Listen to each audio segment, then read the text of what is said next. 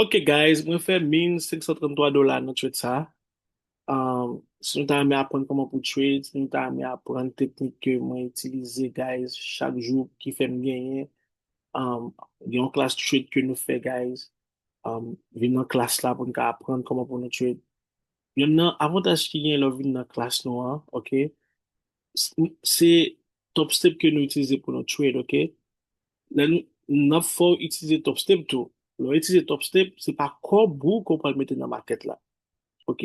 C'est au même qui bon corps pour trade. Et puis, même si on perd, pas rien qu'on doit pour mettre. Si vous gagnez qu'on y a là, dans corps ou fait, à la prendre 10% là-dedans. À la belle bagaille, guys. Même des facteurs de bail, ça me bat quoi là-dedans, non? OK, son amis qui te dit ça, et puis les messieurs, c'est vérité. Sou perdi pa yon ken kob wap remet.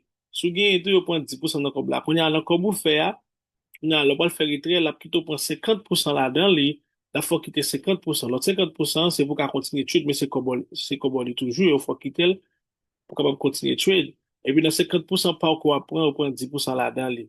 A la bel bagay.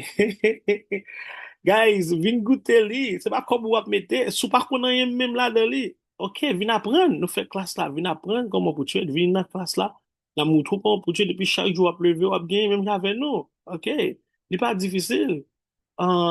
Se jis bezon konen, kamen ki sa pou fe. Li ka pare difisil sou pa konen ki sa pou fe, right? Men mizat pou konen ki sa pou fe, I mean, like, of course, la pi se pose pa et fasil pou.